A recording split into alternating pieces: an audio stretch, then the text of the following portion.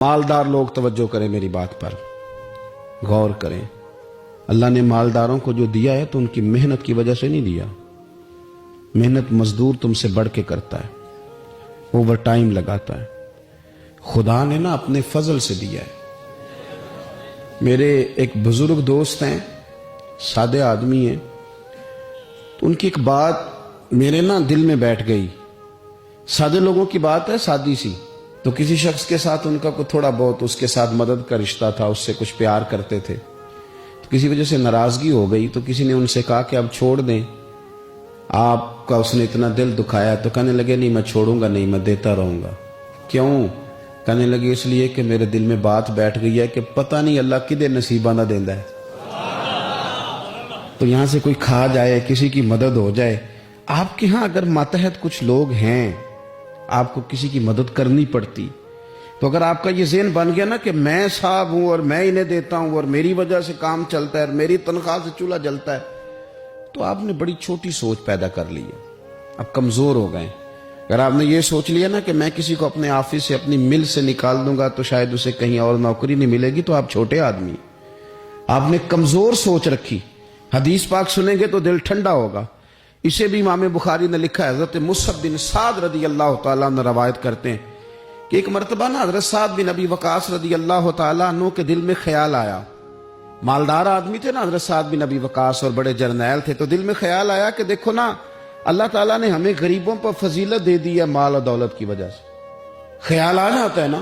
हजरत Musab बिन साद रदी अल्लाह तआला अन्हु फरमाते हैं उनके दिल में ख्याल आया, दिल में ख्याल आया कि देखो अल्लाह ने फिर हमें फजीलत वाला बनाया, तो इसीलिए अल्लाह ने हमें पैसे दिए ना। अल्लाह ने हमें कुछ बनाया है तो फिर ही अल्लाह ने दौलत ज्यादा दी है ना। तो फरमाते हैं नबी करीम सल्लल्लाहु ताला अलैहि वसल्लम ने उनसे फरमाया, याद रखो तुम्हें ना तुम्हारे कमजोर और गरीब लोगों के वसीले की वजह से रोजी दी जाती है। अमीरों, तुम्हें जो नवाजा जाता है ना, तो ये गरीबों के सदके, ज़ईफों के सदके, कमजोरों के सदके, ये उन गरीबों के सदके तुम्हें नवाजा जाता है और फिर तुम्हारे जिम्मे लगाया जाता है कि तुमने ज़कात देनी है, तुमने सदकात देने हैं, तुमने इन पर खर्च करना है, तुम्हें इनके सदके मिल रहा है, इनके सदके। एक सोच ये है कि अल्लाह ने मुझे माल दिया है तो किसी वजह से दिया है, और एक सोच ये है कि मेरी फैक्ट्री में पता नहीं कौन सा गरीब लोग है जिसकी वजह से फैक्ट्री चल रही है। एक सोच ये है कि पता नहीं मेरे ऑफिस में कौन सा ऐसा शख्स है जिसकी वजह से निजाम चल रहा है। और एक सोच ये है कि मैं जागीरदार हूं, तो पता नहीं कौन सा किसान है जो मेरे पास काम करता है, तो उसकी वजह से अल्लाह मुझे भी रोजी देता है। अगर ये ज़हन बन जाए, देखे ना, ये कारीगर है और ये अच्छा निजाम चलाने वाला है, एडमिनिस्ट्रेटर बहुत अच्छा है, मैनेजर बड़ा अच्छा है, ये निकल गया तो खराबी होगी। एक जहन ये है।